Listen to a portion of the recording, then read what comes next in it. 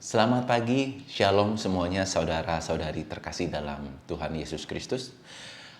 Saya Budi dari Gereja Puritan Reform Indonesia. Nama lengkapnya GJKI Puritan Reform Indonesia.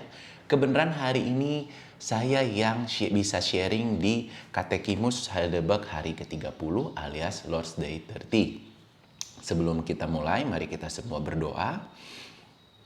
Bapa, tolong berkatilah kami semua, supaya kami semua pada hari ini bisa mendengarkan keindahan firman-Mu. Kebenaran hari ini kami membahas Katekimus Heidelberg hari ke-30.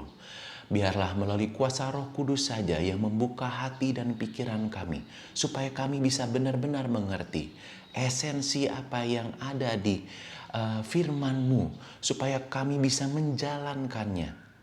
Dan biarlah juga dengan kasih karunia Engkau saja yang menjaga kami dari segala gangguan, supaya kami bisa benar-benar fokus dalam mendengarkan dan hamba-Mu ini bisa fokus dalam membagikan firman-Mu ini. Hanya karena anugerah Tuhan Yesus Kristus saja kami berdoa dan mengucap syukur. Amin.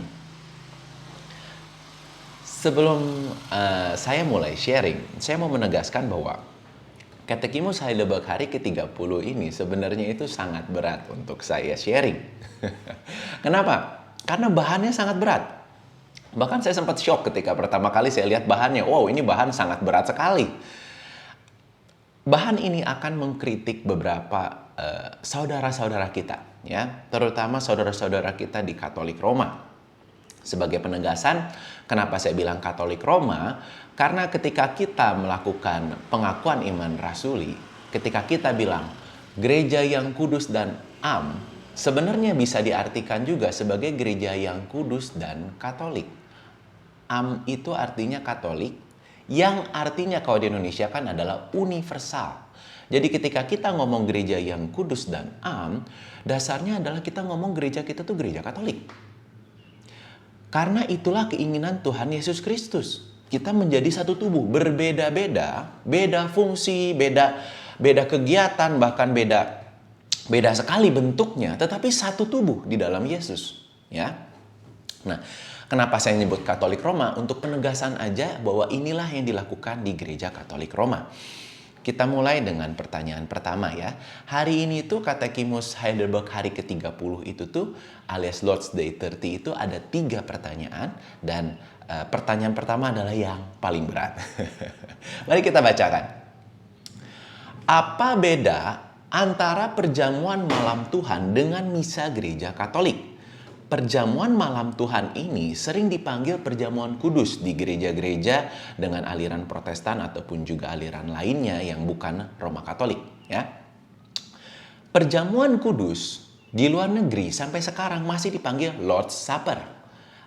Lord's Supper itu untuk memperingati perjamuan terakhir yang Tuhan Yesus lakukan bersama murid-muridnya sebelum itu Paskah terakhir, ya, sebelum disalibkan dan dibangkitkan. Kenapa dipanggil Lord's Supper? Karena jelas itu perjamuan malam Tuhan, ya, bukan dalam artian bukan berarti perjamuan itu tidak kudus, tapi itu perjamuan terakhir yang Tuhan Yesus memperingatkan ke seluruh jemaatnya untuk selalu diulang dan diingatkan, untuk mengingat pengorbanannya di kayu salib. Ya, jadi dari sisi nama aja udah beda banget nih antara orang yang Katolik Roma dengan yang bukan. Ya, panggilan yang satu Lord's Supper, yang satu lagi misa, ya, misa Roma Katolik. Nah, sangat menarik, misa itu sebenarnya dari kata dismiss. Ya, dulu itu kan ketika Tuhan Yesus akhirnya sudah dibangkitkan, naik ke surga, para rasul terima, ya, dibaptis dengan api, dengan Roh Kudus. Mereka itu kan di gereja pertama itu sering juga mereka ngaduin perjamuan ini, mengingat Tuhan Yesus. Mereka pecah roti, mereka minum anggur.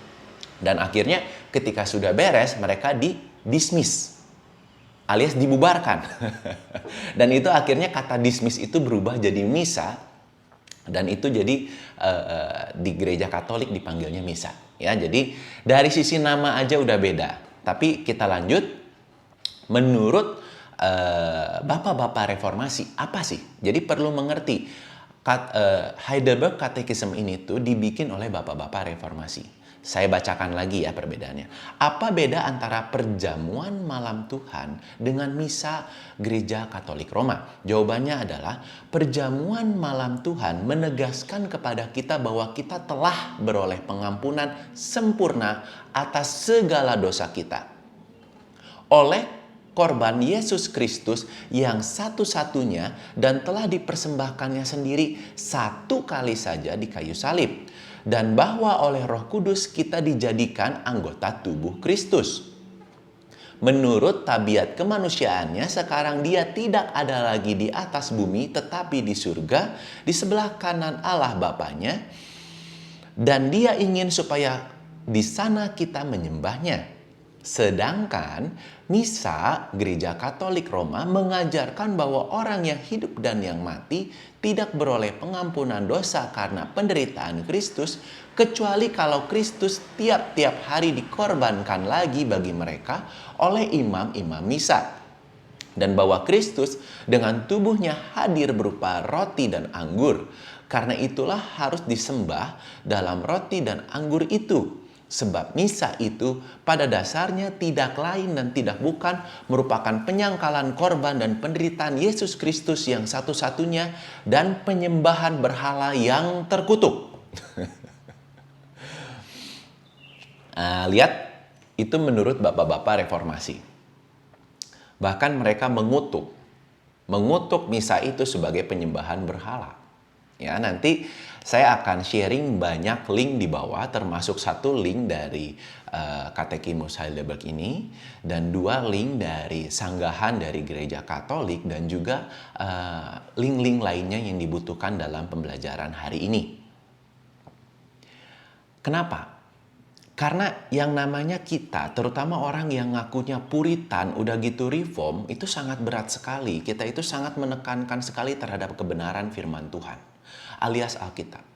Ketika kita belajar kebenaran firman Tuhan, kita juga sangat penting sekali tidak langsung menuduh orang lain begitu saja terhadap sesuatu. Karena belum tentu itu mereka benar lakukan, belum tentu benar itu mereka nyatakan. Bisa dilihat dari orang-orang yang membuat Katekimus Heidelberg. Mereka itu sangat amat serius dalam membuat hal ini. Mereka itu sangat amat berhati-hati sekali membuat pertanyaan dan jawaban. Gak langsung begitu saja menghujat atau mengkritik. Ya. Pertanyaan pertama dari hari Tuhan ke-30 ini tuh, sebenarnya dasarnya itu tuh di edisi pertama Katekimus Heidelberg tidak ada. Tidak ada.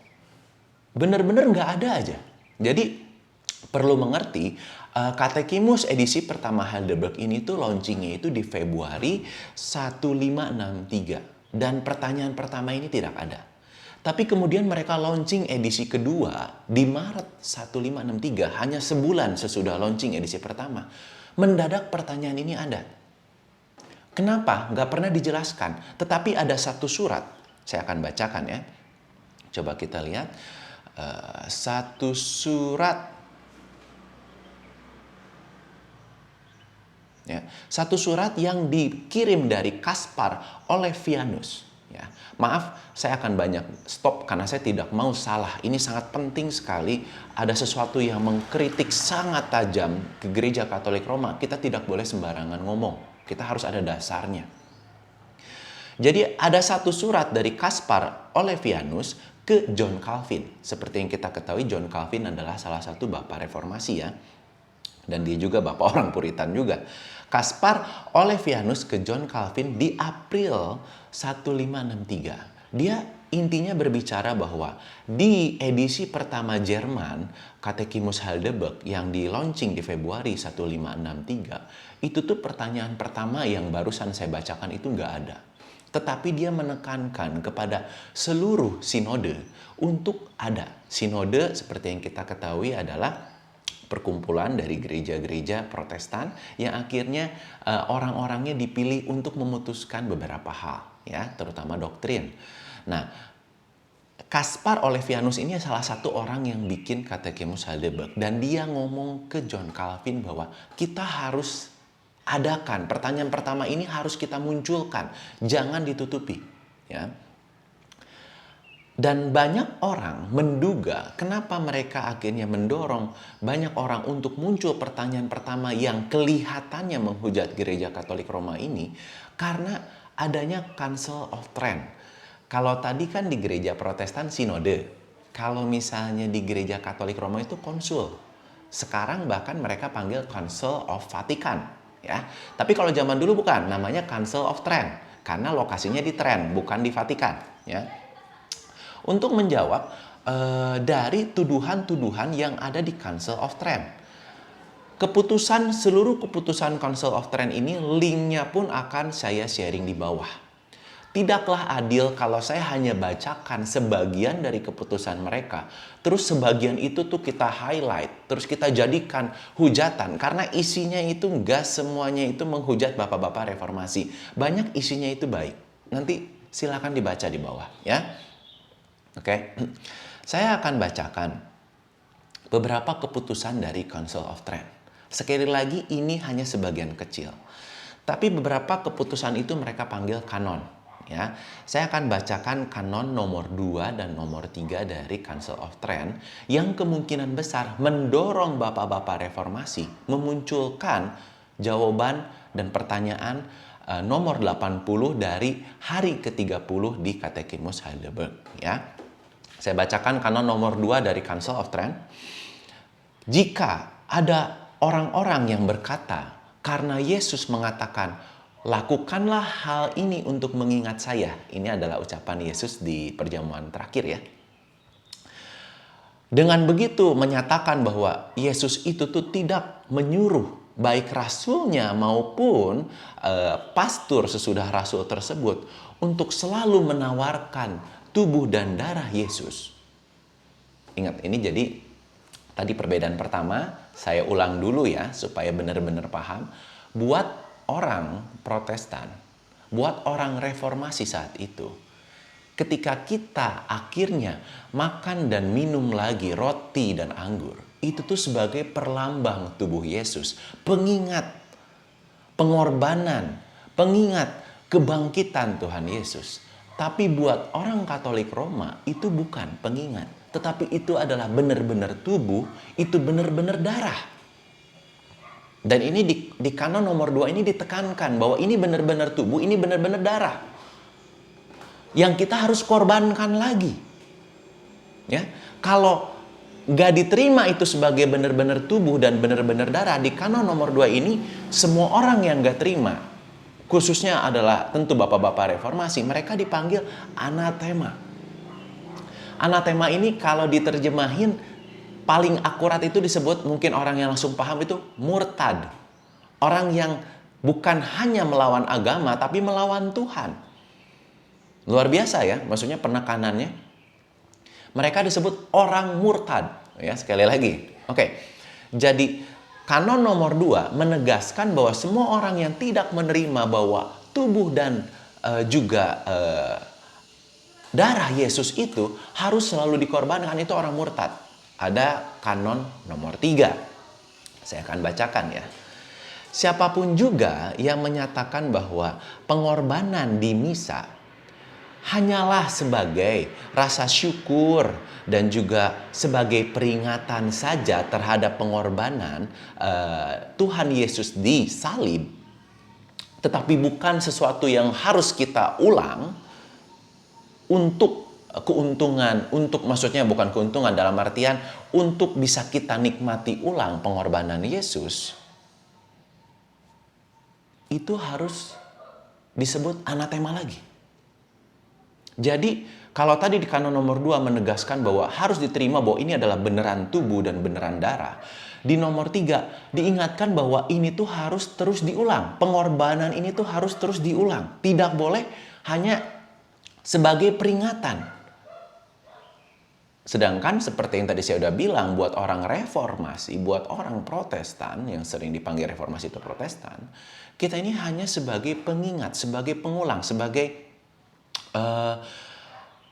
suatu perjamuan yang memang kudus, yang memang kita harus sangat hormatin, yang memang harus kita ingati dengan secara hikmat, secara sungguh-sungguh mengingat pengorbanan Tuhan Yesus. Tetapi bukan mengorbankan Yesus lagi. Bukan, karena pengorbanan Yesus seperti yang sudah ditegaskan di awal dari jawaban dari katekimus, pengorbanan Yesus itu cukup sekali untuk selamanya. Buat mereka enggak, harus diulang. Nah, dua kanon ini, sebenarnya kanonnya ada banyak ya teman-teman. Sekali lagi harus dibaca semua sebenarnya. Cuman kalau enggak nanti saya bikin videonya harus 3 jam dan gak masuk di akal. Nggak ada yang mau nonton video 3 jam ya. Saya cuma mau nekanin dua kanon inilah. Salah satu yang menekankan Bapak Reformasi untuk akhirnya mau nggak mau pernyataan dan pertanyaan dari katekimus hari ke-30 ini harus dimunculkan. Nah, seperti yang kita lihat, dasarnya walaupun kesannya ini ada saling kutuk ya. Dari Council of Trent kutuk duluan Bapak Reformasi ngutuk balik, kamu nyembah berhala. Yang satu kamu orang murtad, yang satu kamu nyembah berhala. Sebenarnya ini sangat beda. Kalau kita baca lagi baik-baik, Bapak Reformasi tidak mengutuk orang, tidak mengutuk paus, tidak mengutuk kardinal, tidak mengutuk maupun pastor-pastor, tidak. Mereka mengutuk ajarannya. Ini sangat signifikan. Nanti saya akan bacakan di bawah ya. Mereka mengutuk ajarannya, bukan mengutuk orangnya. Sebaliknya, kanon ini mengutuk orang-orang yang percaya pada pengajaran reform. Itu sangat berbeda, teman-teman. Orang yang satu mengutuk orangnya, yang satu mengutuk ajarannya. Ya. Karena ini tuh Bapak Reformasi itu tuh dasarnya itu bukan orang-orang yang benci orang Katolik Roma, bukan. Mereka adalah orang-orang yang penuh kasih, yang mau mengajarkan kasih Yesus. Supaya semua itu menjadi gereja yang Katolik lagi. Bukan untuk menghujat orang, bukan. Ya, jadi ketika nanti saya banyak ngajarin perbedaan antara orang Reform dengan orang Katolik Roma, tidak ada sedetik pun, sebersit pun, setitik pun niatan saya menghujat orang Katolik Roma, enggak. Karena di sini kita mau melihat kebenaran firman Tuhan, bukan mau menghujat orang. Makanya jangan sampai ajaran hari ini kita bawa sebagai satu bahan atau suatu senjata untuk perang dengan orang Katolik Roma. Jangan. Karena itulah makanya Bapak-bapak Reformasi sangat berhati-hati sekali. Mereka aja sampai mikir panjang banget sebelum memunculkan pertanyaan dan jawaban ini di di Katekimus Heidelberg.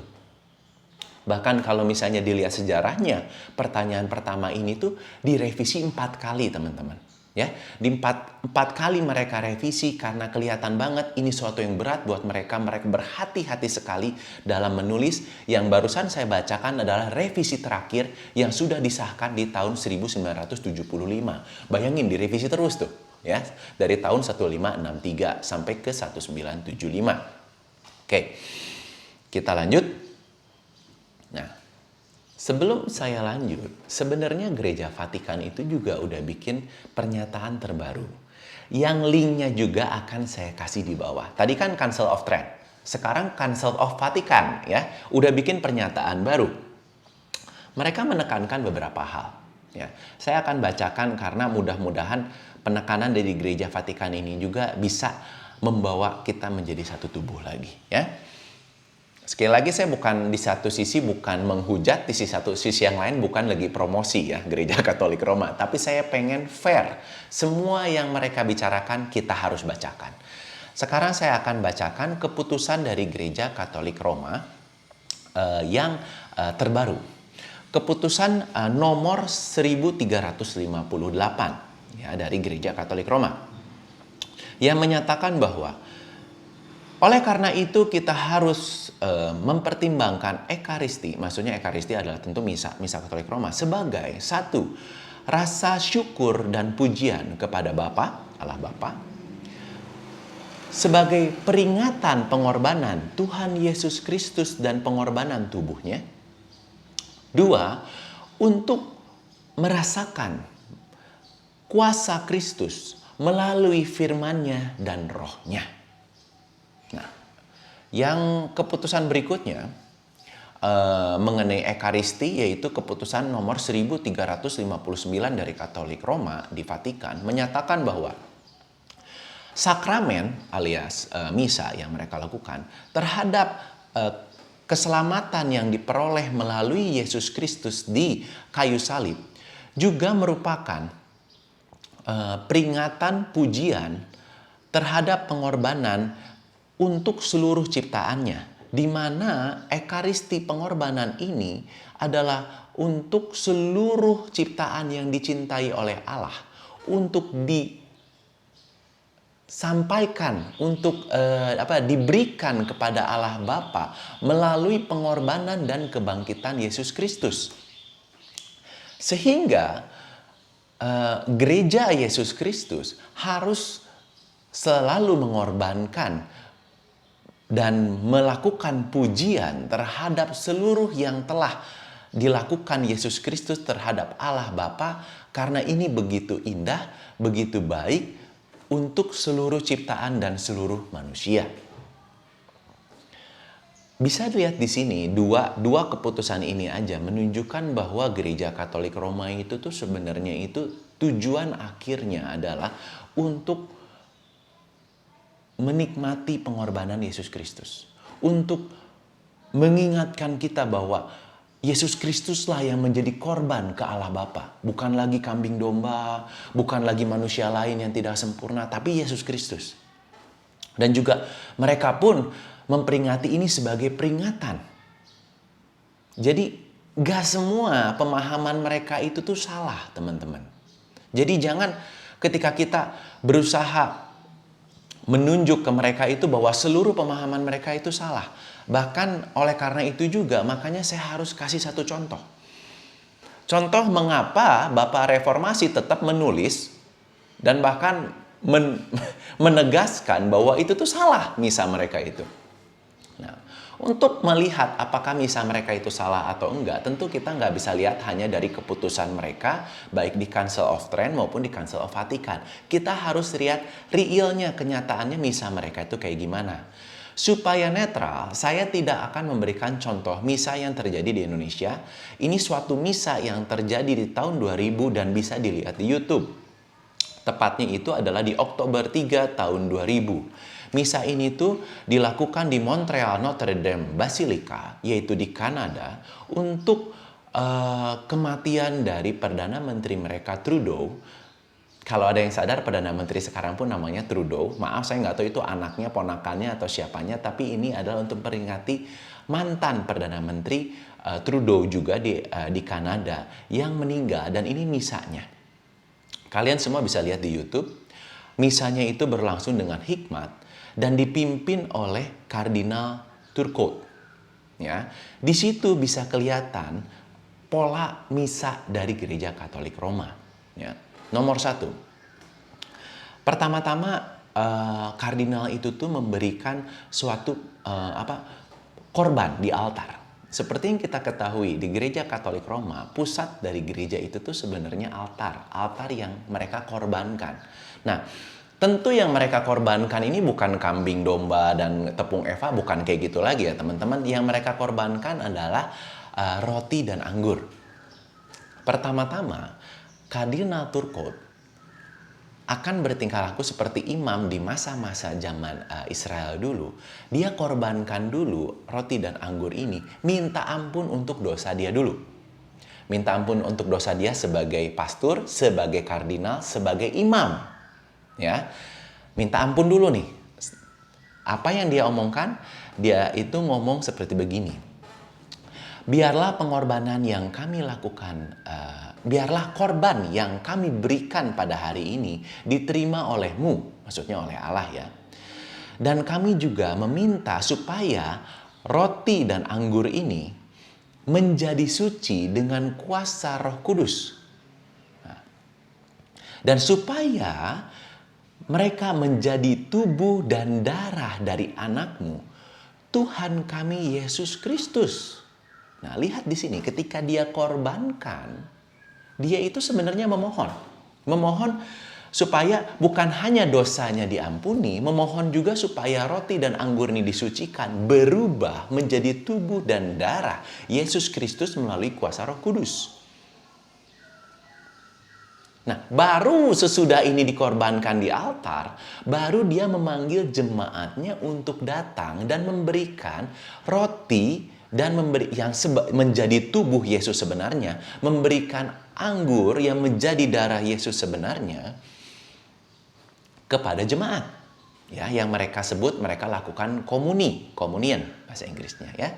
Nah, baru sesudah itu, sesudah mereka melakukan itu, baru si kardinal ini berdoa lagi. Dia berdoa kepada jasad dari Trudeau. Dia bilang begini, biarlah dia disucikan melalui Ekaristi ini dan juga bisa menikmati kebahagiaan yang abadi. Lihat, nomor satu, dia berusaha menguduskan, menyucikan dirinya dulu dengan minta ampun. Baru dari situ jemaat bisa datang. Jadi jemaat itu nggak bisa langsung datang, nggak bisa langsung minta maaf. Ya, harus ada korban yang dilakukan oleh imam dulu. Untuk kasus ini ya Kardinal Turco. Yang kedua, sesudah jemaat datang, baru di situ jemaat itu bisa disucikan melalui Ekaristi, melalui dari pengorbanan ini.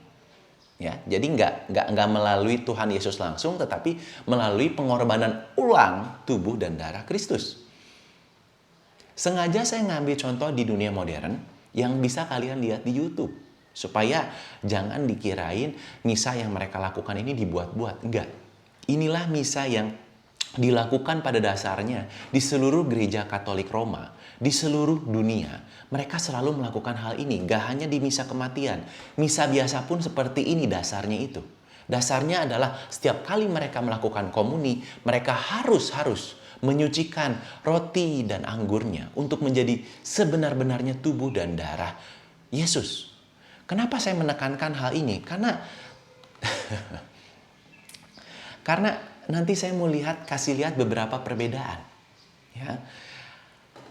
Oke, mari kita bahas perbedaan yang ditekankan oleh bapak-bapak reformasi.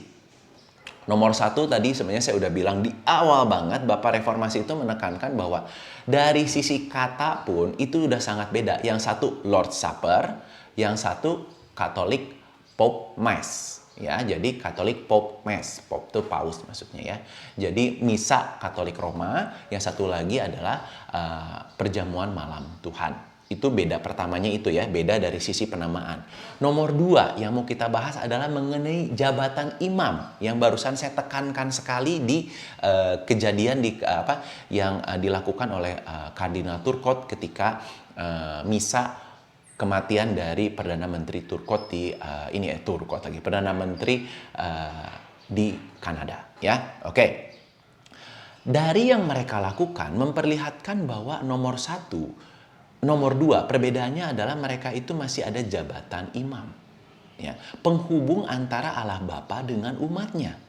Memang udah nggak pakai kambing domba atau tepung eva, tetapi memakai roti dan anggur sebagai korban perlambang pengorbanan Yesus.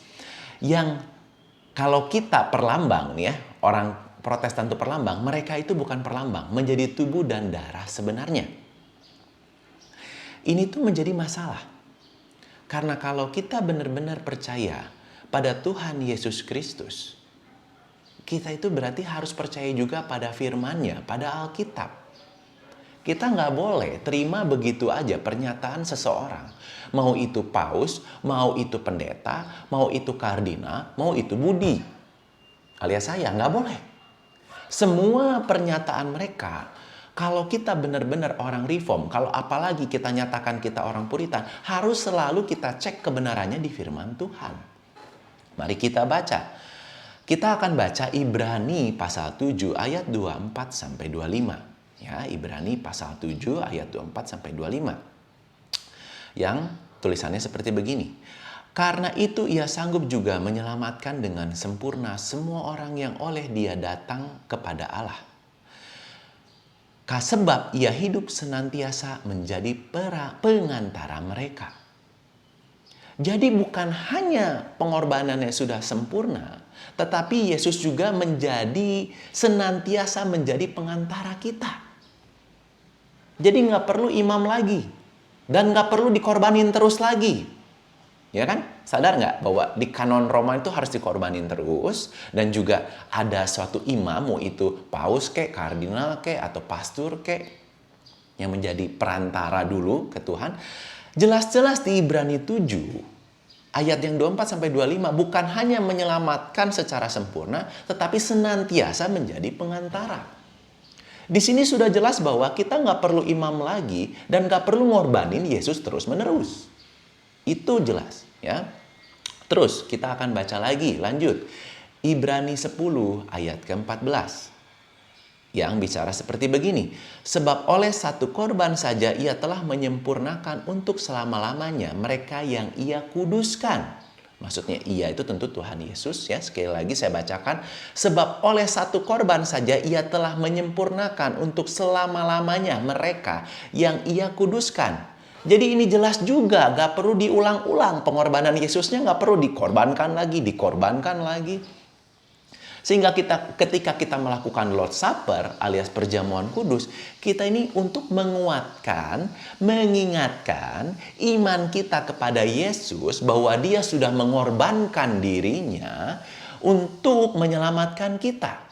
Ya, mengorbankan dirinya dengan cara mati, disalib, dan bangkit kembali untuk menyelamatkan kita. Ini beda yang sangat tegas yang ada di firman Tuhan. Ya. Oke, lanjut. Tapi sebelum lanjut, saya mau ngingetin satu hal. Terlepas apapun, kita memanggil diri kita. Mau kita memanggil diri kita Protestan, memanggil diri kita Katolik Roma, atau manggil kita adalah gereja Baptis, gereja Betani, atau apapun itu. Saya cuma mau nekanin satu hal. Kalau orang itu masih percaya Allah Tritunggal dan masih percaya bahwa Tuhan Yesus Kristus adalah satu-satunya juru selamat yang juga adalah manusia yang sempurna yang sebenarnya kita nggak layak terima, tapi dia mengorbankan dirinya sebagai manusia yang sempurna. Tidak ada lagi yang lain selain dia yang bisa menjadi juru selamat kita. Dan untuk kemudian mati, disalibkan, dan kemudian bangkit. Dan akhirnya di bawah kakinya seluruh itu di bawah kuasa dia sekarang. Dan sudah kembali di kanan Allah Bapa. Sebagai Allah tentunya. Itu kalau percaya Allah Tritunggal dan percaya Yesus Kristus sebagai juru selamat, dasarnya mereka semua itu saudara seiman. Kita tidak boleh ke saudara seiman. Karena ini makin lama nanti saya bakal banyak ngasih seolah-olah kayak senjata buat menjatuhkan orang lain. Bukan. Semua yang kita baca di Katekismus Heidelberg, terutama yang kita baca di Alkitab dan di firman Tuhan, adalah untuk menyatakan kebenaran dan kasih. Bukan untuk menuduh dan menjatuhkan orang lain. Sekali lagi, untuk menyatakan kebenaran di dalam kasih. Mari kita baca sebelum lanjut, makanya kita bahas Katekismus ini, intermezzo aja saya akan bacakan 2 Timotius 2 ayat 23-26. Hindarilah soal-soal yang dicari-cari yang bodoh dan tidak layak. Engkau tahu bahwa soal-soal itu menimbulkan pertengkaran. Sedangkan seorang hamba Tuhan tidak boleh bertengkar, tetapi harus ramah terhadap semua orang. Ia harus cakap mengajar, sabar, dan dengan lemah lembut dapat menuntun orang yang suka melawan, sebab mungkin Tuhan memberikan kesempatan kepada mereka untuk bertobat dan memimpin mereka sehingga mereka mengenal kebenaran. Dan dengan demikian mereka menjadi sadar kembali karena terlepas dari jerat iblis yang telah mengikat mereka pada kehendaknya. 2 Timotius 2 ayat 23-26 ini, saya yakin inilah yang mendasari bapak-bapak reformasi menuliskan pertanyaan dan jawaban dari Katekismus Heidelberg Lord's Day 30, terutama pertanyaan pertama tadi. Bukan untuk menjatuhkan, bukan untuk menghujat, tetapi untuk menuntun kembali orang-orang kembali kepada kebenaran dan dengan sabar dan lemah lembut. Ya, jadi sekali lagi jangan dipakai untuk menjatuhkan orang ya, karena ini kita harus pakai ya. Oke, lanjut. Nanti saya akan bagikan link lagi di bawah. Yang menyatakan sebenarnya orang Katolik Roma sekalipun 70% dari mereka itu sudah tidak percaya lagi bahwa roti itu beneran tubuh dan anggur itu beneran darah. Ya. Jadi ini makanya kenapa kita tidak bisa langsung datang bawa katekimus Heidelberg, kita langsung nunjuk-nunjuk ke orang Katolik, kamu itu seperti menyembah berhala karena kamu itu ngaco. Kamu itu disebut makan tubuh Yesus yang sebenarnya itu ngaco. Hati-hati teman-teman, karena nggak semua orang Katolik pun percaya hal itu. Ya, hanya sebagian. Dan untuk kasus ini, survei di Amerika hanya sebagian kecil sebenarnya ya, yang percaya bahwa itu beneran tubuh, beneran darah. Nah, oke. Tapi tentu orang Katolik Roma pun sebenarnya ada dasar firman Tuhannya. Ya.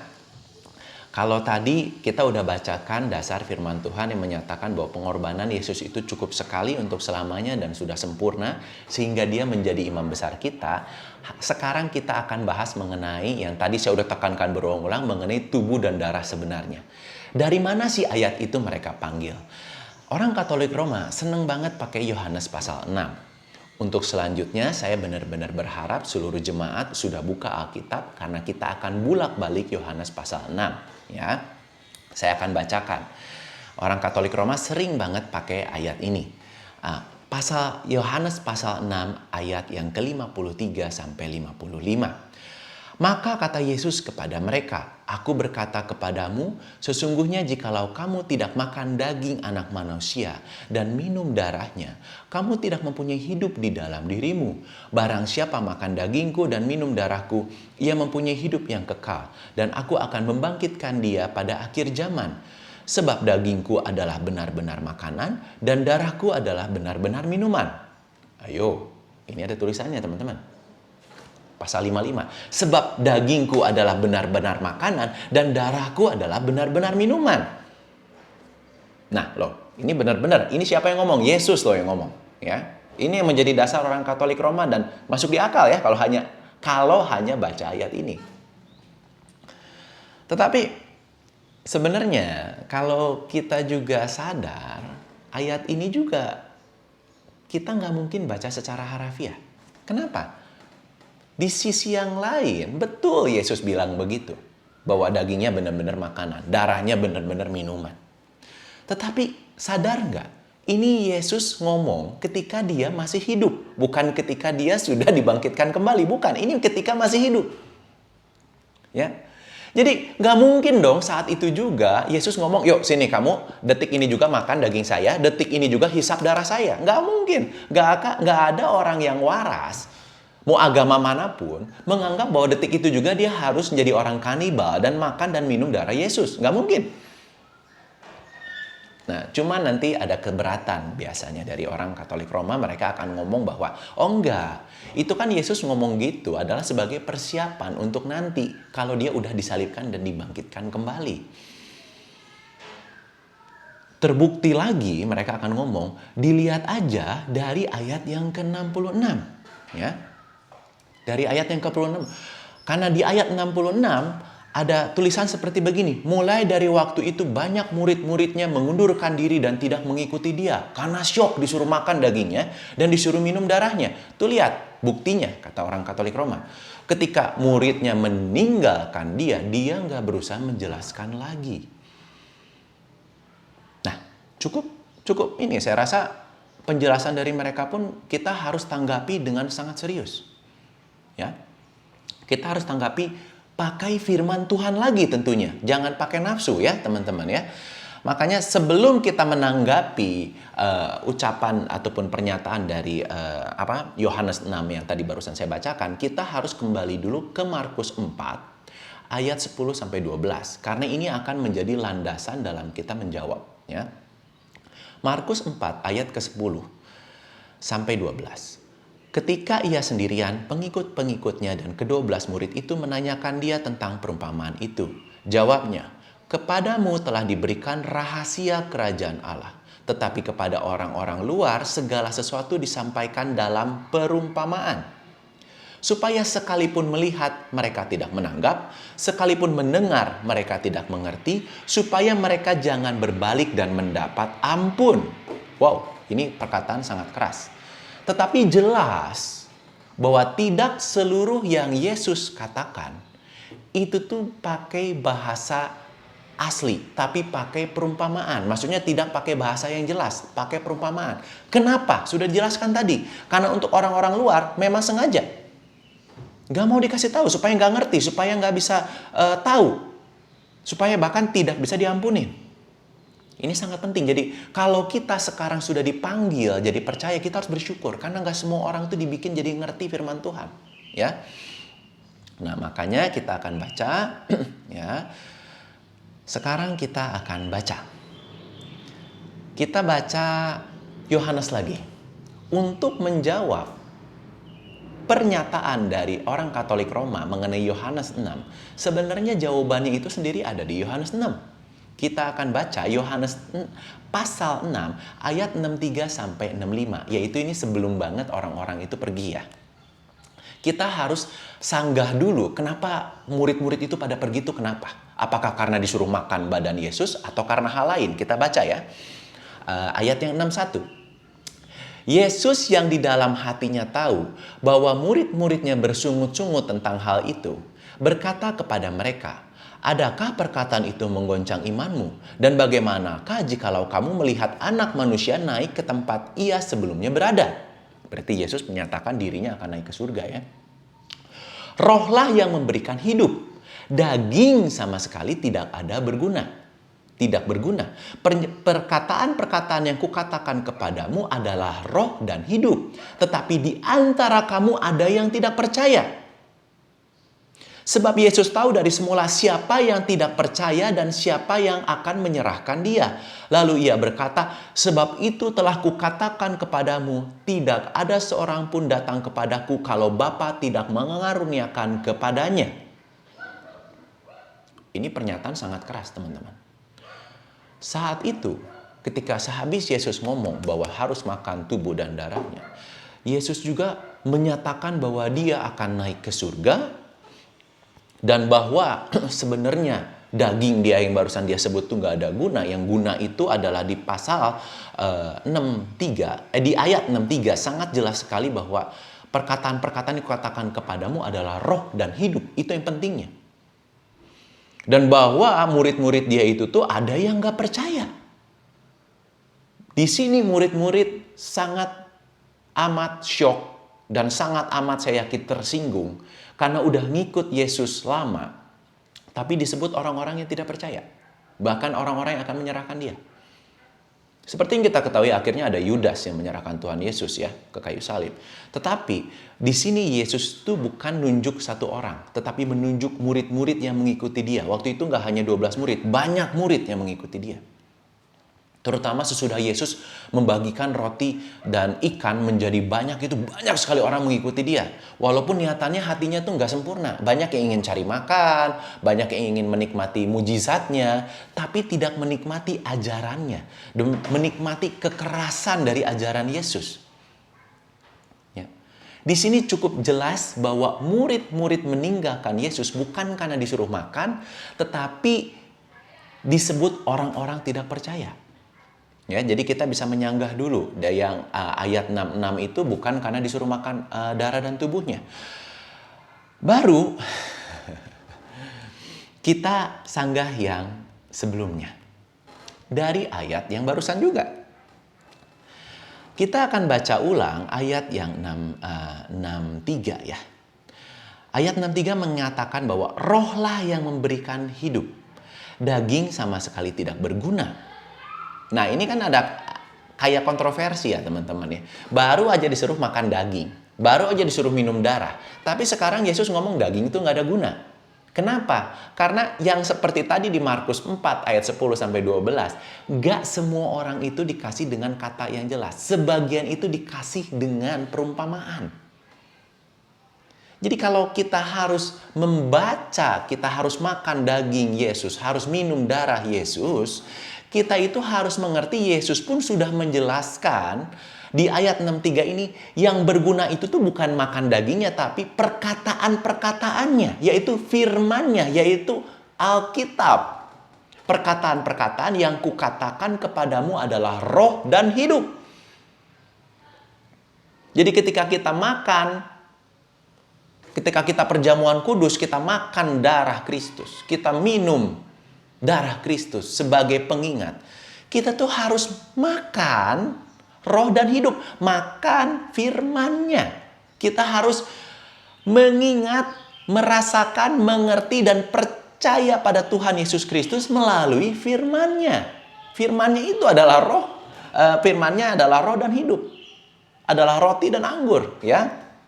Mudah-mudahan ini bisa dimengerti.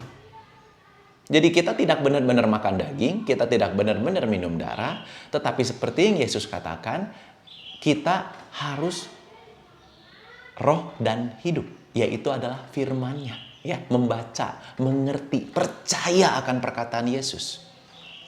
Supaya lebih jelas, saya akan buktikan dari Yohanes 6 ayat 27 sampai 33. Jadi kita baca yang sebelumnya lagi ya. Ini masih pasal 6 ayat 27 sampai 33. Saya akan bacakan. Bekerjalah bukan untuk makanan yang akan binasa, melainkan untuk makanan yang bertahan sampai kepada hidup yang kekal, yang akan diberikan Anak Manusia kepadamu.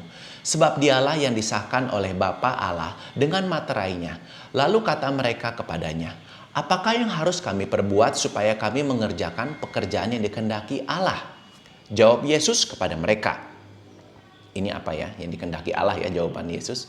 Jawab Yesus kepada mereka, inilah pekerjaan yang dikehendaki Allah, yaitu hendaklah kamu percaya kepada Dia yang telah diutus Allah. Maka kata mereka kepadanya, tanda apakah yang engkau perbuat supaya kami dapat melihatnya dan percaya kepadamu? Pekerjaan apakah yang engkau lakukan? Nenek moyang kami telah makan mana di padang gurun, seperti ada tertulis mereka diberikannya makan roti dari surga. Maka kata Yesus kepada mereka, aku berkata kepadamu, sesungguhnya bukan Musa yang memberikan roti dari surga, melainkan Bapakku yang memberikan kamu roti yang benar dari surga. Karena roti yang dari Allah ialah roti yang turun dari surga dan yang memberikan hidup kepada dunia. Ini jelas. Ini sudah sangat jelas. Jadi apa sih yang dikehendaki Allah? Apa yang dikehendaki Allah? Apa yang ingin? Apa yang kata Yesus yang harus kita makan? Yang harus kita makan adalah melakukan kehendak Allah. Dan apa yang dikehendaki Allah adalah untuk percaya kepada Yesus. Ini ada, baca aja di ayat 27 sampai 33 ini sangat jelas ya. Di ayat 27 kamu tuh harus makan bukan makanan binasa, tetapi makanan yang bertahan sampai hidup yang kekal. Berarti ketika kita makan dan minum tubuh dan darah Kristus, kita itu harus mengerjakan apa yang dikehendaki Allah. Itu ada ditulis ya di ayat 28. Di ayat kemudian 29, yang dikehendaki Allah adalah untuk percaya kepada Dia. Dia di sini itu siapa? Dia yang diutus Allah. Siapa? Yesus Kristus. Inilah keindahan Alkitab. Kalau kita baca secara utuh, gak hanya sebagian ayat kita penggal, tapi seluruhnya. Bahkan gak hanya satu pasal, kita baca pasal sebelum, pasal sesudah. Dan sangat penting kita baca satu Alkitab. Makanya kenapa Puritan ini sangat menekankan Alkitab. Ayo baca Alkitab, ayo cari kebenaran dalam Alkitab. Karena Alkitab itu sangat indah. Semua kebenarannya ada di sana. Semakin kita baca, semakin kita gali, semakin indah. Dan harusnya sih semakin yakin kita ini semakin bodoh. Karena begitu banyak rahasia yang ada di dalamnya. Yang tidak mungkin manusia itu sanggup sebenarnya secara sempurna mengerti semuanya. Kita harus terus memohon Allah Roh Kudus memimpin kita membaca, mengerti kebenarannya. Ya. Bahkan ada penegasan lagi di ayat 33, karena roti yang dari Allah adalah roti yang turun dari surga yang memberikan hidup kepada dunia. Jadi ini tuh bukan roti yang dari manusia yang kita doakan kembali menjadi tubuh, bukan. Roti itu adalah perlambang bahwa kita percaya kepada Dia, percaya akan kematian, kebangkitan, pengorbanan Tuhan Yesus Kristus, akan kuasanya sekarang yang mengampuni kita secara sempurna. Itu perlambang itu. Ini ada di ayat ini. Ya, jadi udah jelas bahwa roti ini bukan roti harafiah yang harus kita jadikan tubuh, harus kita makan lagi. Ini indah sekali ya ayat dari firman Tuhan. Kita akan bacakan ayat berikutnya adalah pasal 6 ayat 34 sampai ke 48 ya. Sekali lagi pasal 6 ayat 34 sampai 48 saya bacakan lagi. Maka kata mereka kepadanya, Tuhan berikanlah kami roti itu senantiasa. Sebenarnya ini kurang ajar teman-teman. Kalau kalian sadar, roti ini tuh yang mereka maksud itu bukan tubuh Kristus. Bukan percaya kepada Dia, tapi roti yang mereka beneran bisa makan supaya mereka kenyang. Inilah murid-murid Yesus. Ya. Bukan orang-orang percaya. Nggak semua murid Yesus pun orang-orang percaya pada Yesus. Sebagian besar hanya mau menikmati keindahan, keenakan dari mengikuti Yesus, yaitu makan roti, makan ikan, kenikmatan, keindahan melihat mujizat-mujizat Yesus. Tapi tidak benar-benar percaya padanya. Ya, lihat dari jawaban Yesus berikutnya. Pasal 35, ayat 35.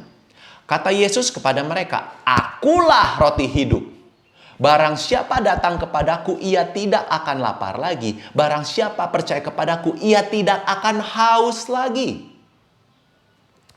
Tetapi aku berkata kepadamu, sungguh pun kamu telah melihat aku, kamu tidak percaya. Ya, muridnya itu nggak percaya sebenarnya. Semua yang diberikan Bapa kepadaku akan datang kepadaku, dan barang siapa datang kepadaku, ia tidak akan kubuang. Sebab aku telah turun dari surga, bukan untuk melakukan kehendakku, tetapi untuk melakukan kehendak Dia yang telah mengutus aku. Dan inilah kehendak Dia yang telah mengutus aku, supaya dari semua yang telah diberikan kepadaku, jangan ada yang hilang, tetapi supaya kubangkitkan pada akhir zaman. Sebab inilah kehendak Bapakku, yaitu supaya setiap orang yang melihat Anak dan yang percaya kepadanya beroleh hidup yang kekal, supaya aku membangkitkannya pada akhir zaman. Maka bersungut-sungutlah orang Yahudi tentang Dia, karena Ia telah mengatakan, Akulah roti yang telah turun dari surga. Kata mereka, bukankah Ia ini Yesus, anak Yusuf yang ibu bapaknya kita kenal? Bagaimana Ia dapat berkata, Aku telah turun dari surga?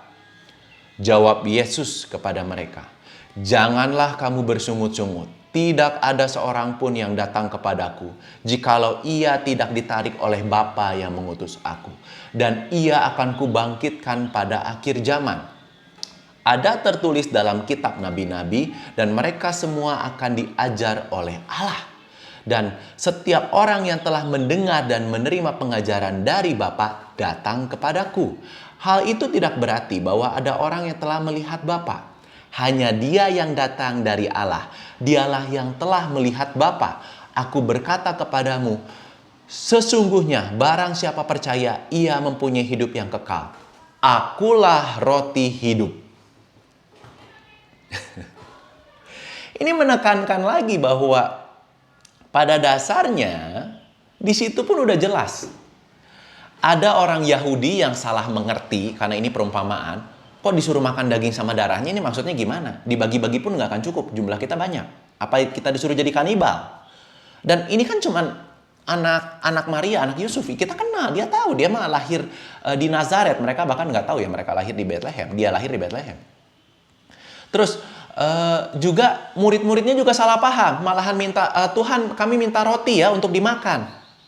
Yesus menekankan di ayat 35, Akulah roti hidup, barang siapa datang kepadaku tidak lapar lagi.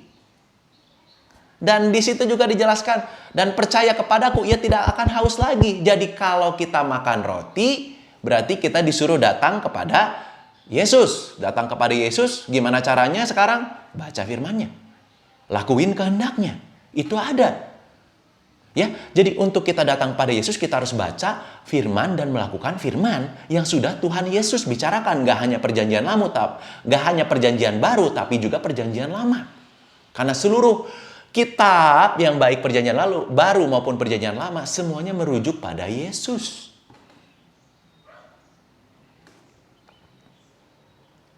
Indah kan? Jadi untuk makan adalah untuk datang kepada Yesus. Untuk minum adalah untuk percaya kepada Yesus. Supaya kita nggak haus lagi. Kita nggak haus lagi akan kehendak-kehendak duniawi. Kita nggak haus lagi akan dosa-dosa kita. Inilah indahnya. Inilah indahnya kalimat Yesus yang begitu dalam. Buat orang-orang yang begitu terikat akan dunia ini. Begitu terikat akan kenikmatan dunia. Supaya kita padahal nggak bisa puas kan. Orang yang cari uang akan cari uang lagi. Orang yang cari kenikmatan dari game lah. Dari pornografi lah. Dari jalan-jalan lah. Dari beli barang lah. Kenikmatan itu kan nggak pernah bikin kita puas. Orang jalan-jalan pengen jalan-jalan lagi. Orang beli barang pengen beli barang lagi. Orang punya uang pengen nambah uang lagi. Selalu haus. Selalu pengen lebih. Emang dipikir sekarang dengan pornografi begitu mudah, bisa lihat di online, mau lihat kapanpun, dimanapun, orang cepat puas? Enggak. Malahan makin haus, makin pengen lagi. Itulah dunia. Dunia itu nggak ada yang sempurna, nggak ada yang bisa muasin kita. Apapun yang ada di dunia hanya akan bikin kita makin haus lagi. Kalau mau puas, mau nggak haus lagi, harus apa? Harus minum darahnya. Minum darahnya itu apa? Ada di ayat 35. Percaya kepada Yesus. Jadi jelas, di sini sangat jelas bahwa roti itu tuh bukan roti yang harus kita makan jadi tubuh Yesus beneran. Darah itu bukan darah yang harus makan. Karena inti utama dari peringatan, perjamuan malam Tuhan, perjamuan kudus adalah untuk datang ke Yesus, untuk percaya ke Yesus. Untuk menikmati roh dan hidup. Seperti yang tadi di ayat sebelumnya. Ayat sesudahnya malahan ya. Maaf, ini karena agak bulak-balik. Indah sekali ya. Karena saking indahnya firman Tuhan, kita harus baca lagi firman Tuhan. Sekarang kita akan baca kembali Yohanes 6. Ayat 49 sampai 54. Nenek moyangmu telah makan mana di padang gurun dan mereka telah mati. Inilah roti yang turun dari surga, barang siapa makan daripadanya ia tidak akan mati. Akulah roti hidup yang telah turun dari surga. Jikalau seorang makan dari roti ini ia akan hidup selama-lamanya. Dan roti yang kuberikan itu ialah dagingku. Dan yang akan kuberikan untuk hidup dunia. Orang-orang Yahudi bertengkar antara sesama mereka berkata, bagaimana ia ini dapat memberikan dagingnya kepada kita untuk dimakan? Maka kata Yesus kepada mereka, aku berkata kepadamu, sesungguhnya jikalau kamu tidak makan daging anak manusia dan minum darahnya, kamu tidak mempunyai hidup di dalam dirimu. Barang siapa makan dagingku dan minum darahku, ia mempunyai hidup yang kekal dan aku akan membangkitkan dia pada akhir zaman. Lihat, sebelumnya pun saya udah jelasin, tapi orang Yahudi mulai bingungnya tuh di ayat ini, ya. Ayo, saya mengundang seluruh saudara seiman yang percaya pada Allah Tritunggal, yang percaya bahwa Yesus Kristus adalah Allah dan satu-satunya juru selamat. Yang adalah manusia sempurna yang pengorbanannya itu hanya bisa dilakukan oleh Dia, tidak bisa melalui yang lain. Apapun kalian memanggil diri kalian, saya mencintai kalian sebagai saudara seiman. Walaupun ini sangat kontroversi mungkin, tapi dasarnya saya tidak pernah sedikit pun membenci orang Katolik Roma maupun ajaran lainnya di orang-orang Protestan, tidak pernah. Karena bukankah kita semua ini satu tubuh? Bukankah kita semua ini disatukan oleh Yesus Kristus melalui pengorbanannya? Pengorbanan Yesus Kristus, darah daging Yesus Kristus, yang sekali lagi saya tegaskan dan saya tekankan bukan untuk dimakan beneran, tapi adalah untuk datang kepadanya dan untuk percaya kepadanya. Lihatlah, semua harus melihat kebenaran firman Tuhan yang indah ini. Tidak pernah sebersit pun dalam benak saya ketika saya khotbah ini ingin menjadikan orang Katolik menjadi orang Puritan. Enggak. Saya lebih ingin sekali mereka membaca firman Tuhan dan menerima kebenarannya. Apalah nama itu. Mereka mau jadi Katolik, silahkan saja selama mau terima kebenaran. Saya punya banyak teman, bahkan ibu saya sendiri pun orang Katolik. Sebelum saya bikin firman ini, entah kenapa saya dibuat sama Tuhan bermimpi. Saya mimpi meluk ibu saya dengan penuh kasih. Dan entah kenapa saya berteriak ke atas. Saya yakin banget berteriak kepada Tuhan Yesus Kristus. Teriak-teriak minta supaya ibu saya dibukakan kebenaran. Bukan supaya pindah dari Katolik Roma, bukan. Supaya mau baca firman-Nya, supaya mau dibuka kebenaran firman-Nya. Karena inti utamanya adalah kita semua ini satu tubuh. Dan kita semua punya kewajiban untuk datang kepada Dia. Gimana cara datang? Membaca firman-Nya, melaksanakan firman-Nya. Nggak hanya baca ya, nggak boleh. Dan untuk percaya kepada Dia. Bukan untuk rubah-rubah agama, bukan. Tentu di sini saya maksud adalah keagama yang percaya, sekali lagi, Allah Tritunggal dan Yesus Kristus sebagai satu-satunya juru selamat manusia sempurna yang mati, disalibkan, bangkit kembali menjadi Allah. Bukan agama yang lain ya. Oke. Nah, mudah-mudahan seluruh yang saya bacakan barusan cukup dimengerti. Itulah pertanyaan dan jawaban ke-80 dari hari Tuhan ke-30. Jadi teman-teman harus ngerti Katekismus Heidelberg ini sebenarnya dasarnya dibuat oleh bapak-bapak reformasi, ya, bapak-bapak Puritan juga, untuk membimbing orang-orang supaya mengerti firman Tuhan. Bukan untuk menghujat, tetapi untuk membimbing, mengingatkan kebenaran firman Tuhan. Ya, oke. Tadi pertanyaan pertama di hari ke-30, saya akan bacakan pertanyaan kedua. Pertanyaan kedua adalah seperti begini. Untuk siapa perjamuan malam Tuhan ditetapkan? Jawabannya, untuk mereka yang menyesali dirinya karena dosa-dosanya, namun tetap percaya bahwa dosanya itu telah diampuni karena Kristus, dan bahwa juga segala kelemahan yang masih tertinggal ditutup oleh penderitaan serta kematiannya. Mereka yang juga ingin makin menguatkan iman dan membenahi hidup mereka. Sebaliknya, orang munafik dan mereka yang tidak bertobat kepada Allah dengan ikhlas, mereka itu mendatangkan hukuman atas diri mereka dengan makan dan minum. Tentu maksud di sini adalah makan dan minum perjamuan kudus ya. Ini dasarnya apa? Dasarnya kita harus baca dulu. Dasarnya adalah dari 1 Korintus pasal 11 ayat 26 sampai 32. Mari kita bacakan. Sebab setiap kali kamu makan roti ini dan minum cawan ini, kamu memberitakan kematian Tuhan sampai Ia datang. Ya, kita harus memberitakan ya Tuhan sampai Ia datang. Dan barang siapa dengan cara yang tidak layak makan roti atau minum cawan Tuhan, ia berdosa terhadap tubuh dan darah Tuhan. Karena itu hendaklah tiap-tiap orang menguji dirinya sendiri, dan baru sesudah itu ia makan roti dan minum cawan itu. Sebab barang siapa makan dan minum tanpa mengakui tubuh Tuhan, ia mendatangkan hukuman atas dirinya. Sebab itu banyak di antara kamu yang lemah dan sakit, dan tidak sedikit yang meninggal. Kalau kita menguji diri kita sendiri, hukuman tidak menimpa kita. Tetapi kalau kita menerima hukuman dari Tuhan, kita dididik supaya kita tidak akan dihukum bersama-sama dengan dunia. Ini sangat penting ya teman-teman. Tolong dibaca ulang 1 Korintus 11 ayat 26 sampai 32 ini, karena ini sangat penting untuk menjawab siapa sebenarnya yang boleh terima perjamuan kudus ini. Dasarnya di orang Reform, orang Protestan, yang bisa terima itu hanya yang sudah dibaptis. Tetapi kalau kita sadar, setiap kali kita mau, gak hanya dibaptis. Pak Agung menekankan sekali orang-orang ketika misalnya dia memimpin perjamuan kudus adalah orang-orang yang bukan hanya dibaptis, tetapi juga yang ajarannya seiman.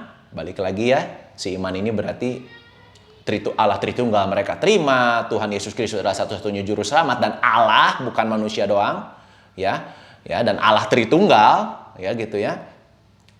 Dan juga jangan sampai di hati mereka masih ada dosa-dosa yang menyebabkan mereka tidak menerima ini tuh dengan tulus hati, dengan kerendahan hati menerima perjamuan kudus. Jadi banyak sekali syaratnya sebenarnya. Jadi walaupun kita sudah dibaptis, walaupun ajaran kita sudah benar-benar percaya Allah Tritunggal dan Tuhan Yesus Kristus adalah Allah dan satu-satunya juru selamat kita, itu bukan berarti kita pun harus makan. Kita seperti yang tadi, kita itu harus menguji diri kita dulu supaya nggak terima hukuman. Tapi kalau terima hukuman pun sebenarnya itu supaya kita dididik, ya, supaya kita jangan dihukum bersama-sama dengan dunia. Bahkan kalau kita memakan ini dengan asal-asalan, kita bisa lemah, sakit, bahkan meninggal. Jadi nggak main-main, teman-teman. Terima roti dan minum cawan ini, walaupun hanya perlambang, bukan tubuh beneran, bukan darah beneran seperti orang Katolik, itu tidak menyebabkan kita meremehkan perjamuan malam Tuhan. Kita tidak mengasalkan perjamuan kudus. Kita harus menerimanya dengan layak. Gimana caranya? Uji diri masing-masing. Kata diuji ini sangat menarik. Kalau kita sadar, menguji itu berarti harus ada patokannya. Kita nggak bisa kan, ya ujian matematika.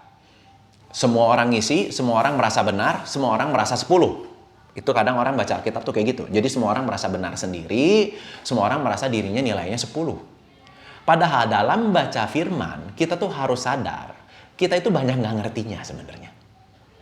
Jadi kita harus menguji diri kita itu pembandingnya apa? Bukan diri kita, bukan. Firman Tuhan. Jadi setiap kali mau perjamuan kudus, saya mengundang saudara-saudara semua untuk kembali berdoa. Membaca firman-Nya. Datang kepada Tuhan Yesus untuk percaya kembali kepadanya dengan membaca, melakukan firman-Nya. Untuk merendahkan diri kita, untuk menguji diri kita. Gak akan ada manusia yang sempurna.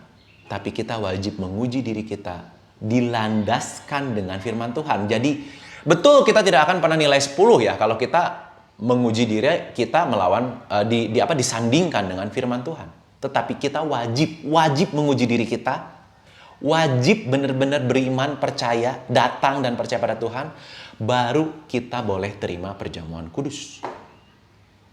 Salah satu layak dan salah satu disebut terima dan melaksanakan firman Tuhan adalah kita tidak lagi membenci saudara seiman kita.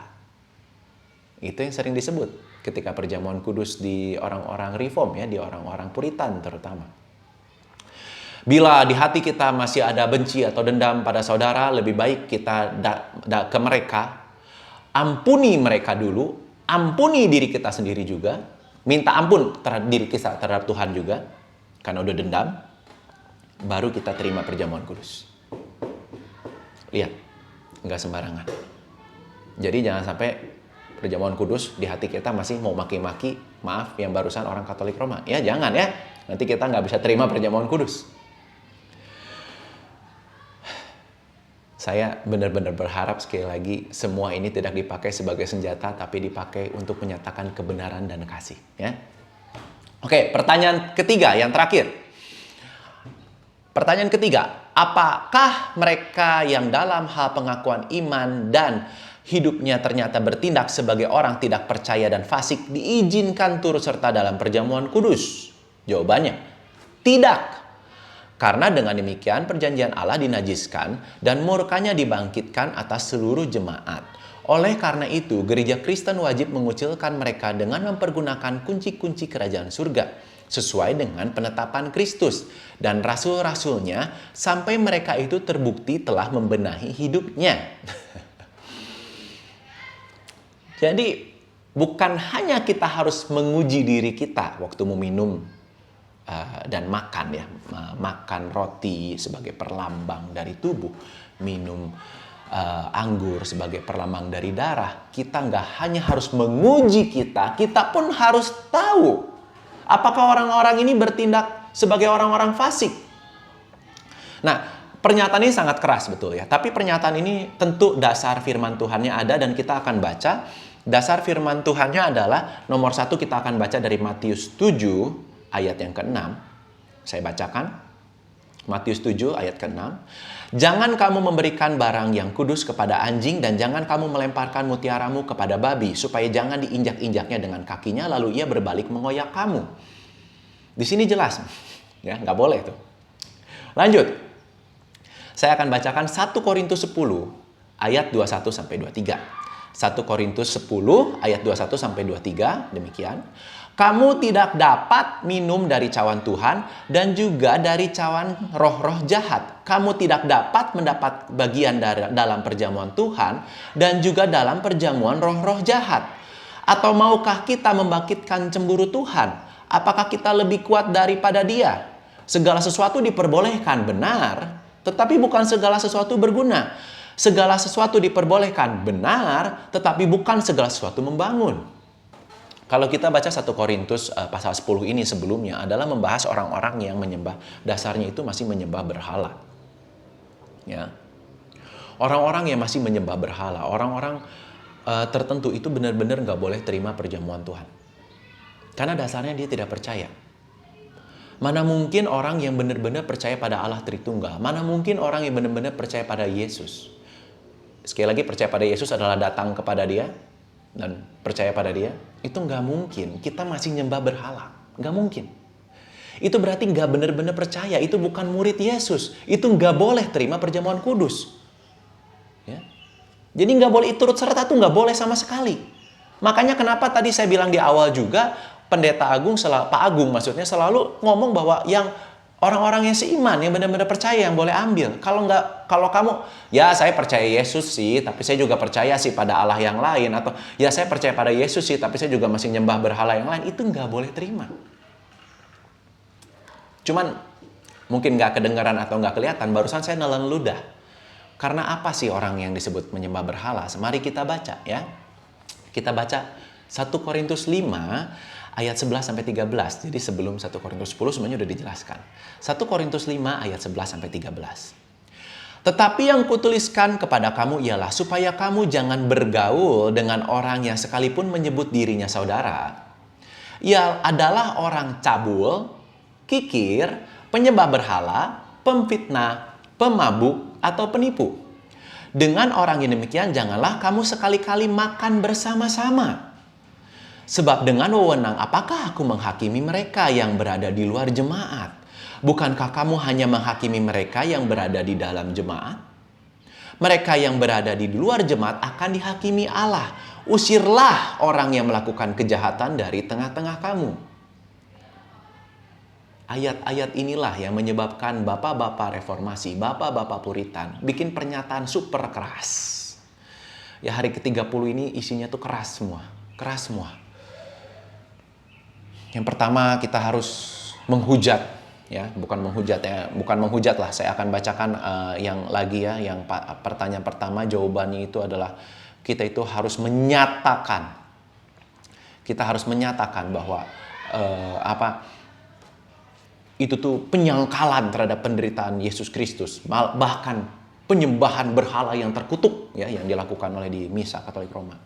Yang kedua, bahwa kita meminum dan makan darah dan tubuh Yesus itu nggak boleh sembarangan. Bukan hanya percaya tapi harus menguji diri. Ya, jadi tadi yang pertama ke Katolik Roma, yang kedua ke diri kita sendiri. Nah, yang terakhir adalah ke jemaat-jemaat palsu, ke murid-murid palsu. Karena nggak semua orang yang sudah ngaku Kristen, yang sudah ngaku orang Reform, yang sudah ngaku Puritan adalah sebenarnya adalah saudara kita. Bahkan disuruh diusir dari jemaat. Orang yang gimana?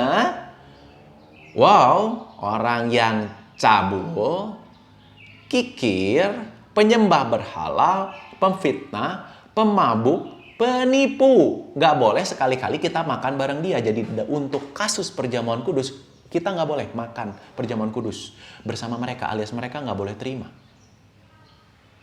Jadi gak hanya penyembah berhala, teman-teman. Lagi pula jangan salah paham. Berhala itu jangan selalu bayangin patung yang ada terus kita sembah-sembah di kuil-kuil ya, kita sembah-sembah ya, patung-patung itu banyak ya.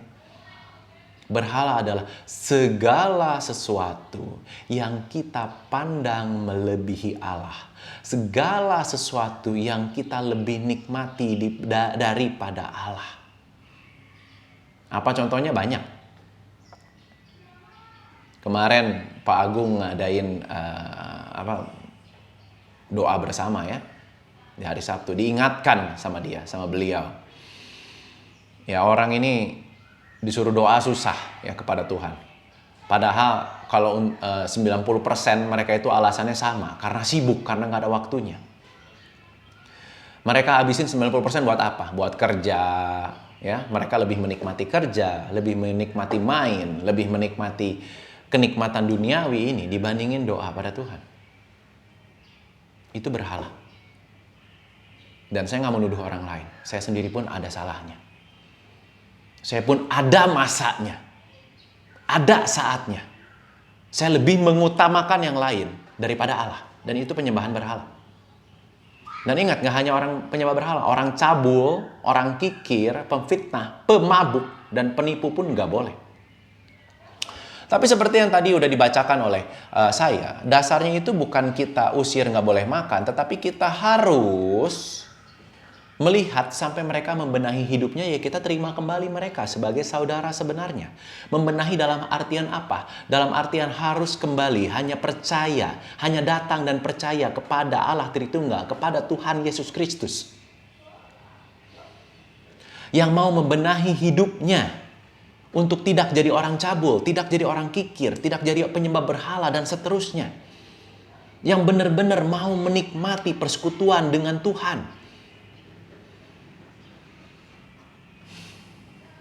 Mudah-mudahan 3 pertanyaan ini kembali merendahkan diri kita. Bukan untuk menyerang orang lain, tapi untuk merendahkan diri kita untuk kembali membaca dan melaksanakan firman Tuhan. Yang bisa diartikan datang ke Tuhan Yesus Kristus. Dan juga untuk selalu percaya kepada Dia, mengandalkan hanya Dia. Percaya itu artinya hanya mengandalkan Tuhan Yesus Kristus. Gak mengandalkan diri kita sendiri, gak mengandalkan orang lain, tetapi hanya percaya pada Tuhan Yesus Kristus. 3 pertanyaan yang sangat keras ini mempunyai 3 jawaban yang sangat keras, yang seharusnya merendahkan kita. Ya, demikian aja. Demikian pertanyaan dan jawaban. Mohon maaf kalau banyak suara-suara dari luar. Mohon maaf juga kalau saya menyampaikan tidak ada yang sempurna. Mohon maaf juga kalau yang saya sampaikan sampai ada yang menyinggung orang. Karena sungguh niatan saya hanya menyampaikan kebenaran dan merangkul seluruh saudara terkasih dalam Tuhan Yesus Kristus untuk kembali menjadi satu tubuh. Demikian, mari kita berdoa. Bapa kami yang di surga, sungguh indah firman-Mu. Melalui keindahan Roh Kudus kami dibimbing untuk membaca firman-Mu, melihat kedalamannya. Betapa kasih-Mu yang Engkau utarakan melalui pengorbanan yang paling nomor 1, yaitu melalui Tuhan Yesus Kristus. Kami semua bukan hanya diselamatkan, kami semua juga dibukakan. Kami semua juga diperlihatkan untuk datang dan percaya pada Tuhan Yesus Kristus sebagai Tuhan Allah, sebagai satu-satunya juru selamat. Tuhan, kami merendahkan diri di hadapan-Mu. Kami manusia berdosa tidak sempurna. Izinkanlah kami untuk percaya. Izinkanlah kami untuk datang kepada-Mu. Izinkanlah kami untuk melaksanakan firman-Mu. Bimbinglah kami sampai pada akhirnya. Dan suatu hari biarlah semua saudara kami bisa berkumpul sebagai satu tubuh. Dibangkitkan oleh-Mu. Menikmati keindahan persekutuan dengan Allah Bapa melalui Tuhan Yesus Kristus saja di surga nanti. Dan biarlah selama kami di dunia ini tidak pernah lupa untuk selalu merendahkan diri dan melaksanakan firman-Mu ini. Dalam nama Tuhan Yesus Kristus kami berdoa dan mengucap syukur. Amin.